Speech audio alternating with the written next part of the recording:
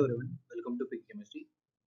ನಾನು ಲಾಸ್ಟ್ ವಿಡಿಯೋದಾಗ ಹೇಳಿದ್ದೆ, ಈಗ GFGC ಮತ್ತು ಇಂಜಿನಿಯರಿಂಗ್ ಕಾಲೇಜ್ ಒಳಗಡೆ ಡಿಪ್ಲೊಮಾ ಕಾಲೇಜ್ ಒಳಗಡೆ ಏನು 2000 ವೇಕೆನ್ಸಿ ಕರೆಯೋದ್ರಲ್ಲ, ಅದ್ರ ಜೊತೆಗೆ ರಾಜ್ಯದ ಬೇರೆ ಬೇರೆ ವಿಶ್ವವಿದ್ಯಾಲಯಗಳು ಅಸಿಸ್ಟೆಂಟ್ ಪ್ರೊಫೆಸರ್ ರಿಕ್ರೂಟ್ಮೆಂಟ್ ಆಗೋ ಚಾನ್ಸಸ್ ಅದ ಈ ವರ್ಷ. ಯಾಕಂದರೆ ಭಾಳಷ್ಟು ಯೂನಿವರ್ಸಿಟಿ ಒಳಗೆ ಖಾಲಿ ಹುದ್ದೆಗಳಿದಾವ ಅಂತ ಹೇಳಿದ್ದೆ. ಅದೇ ರೀತಿ ನಾನು ಲಾಸ್ಟ್ 2 ವಿಡಿಯೋದಲ್ಲಿ ಅದರ ಬೇರೆ ಬೇರೆ ಯೂನಿವರ್ಸಿಟಿ ಒಳಗಡೆ ಅಪಾಯಿಂಟ್ಮೆಂಟ್ ಹೆಂಗಾಗ್ತದೆ, what is the eligibility criteria to appoint as assistant professor in the state universities of Karnataka ಅಂತ ಹೇಳಿದ್ದೆ. ಯಾಕಂದರೆ ಬೇರೆ ಬೇರೆ ಎಲ್ಲ ಯೂನಿವರ್ಸಿಟಿಗಳು ಏನು ಮಾಡ್ಯಾವ, ಅವ್ರದ್ದೇ ಆದ ಸ್ಟ್ಯಾಚ್ಯೂಟ್ ಮಾಡ್ಕೊಂಡಿದ್ದಾವೆ.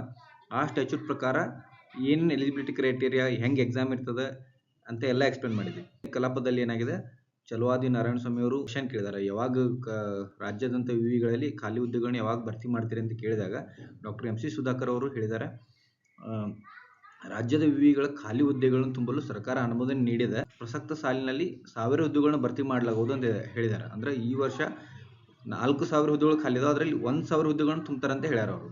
ಸೊ ಇದೇ ವರ್ಷ GFGC ಮತ್ತು GFGC ಒಳಗಡೆ ಹೆಂಗೆ ಅಸಿಸ್ಟೆಂಟ್ ಪ್ರೊಫೆಸರ್ ಕಾಲ್ ಆಗ್ತಲ್ಲ, ಅದೇ ರೀತಿ ರಾಜ್ಯದ ವಿವಿಧ ಯೂನಿವರ್ಸಿಟಿಗಳಲ್ಲೂ ಅಸಿಸ್ಟೆಂಟ್ ಪ್ರೊಫೆಸರ್ ಕಾಲ್ ಆಗೋ ಚಾನ್ಸಸ್ ಭಾಳ ಅದ.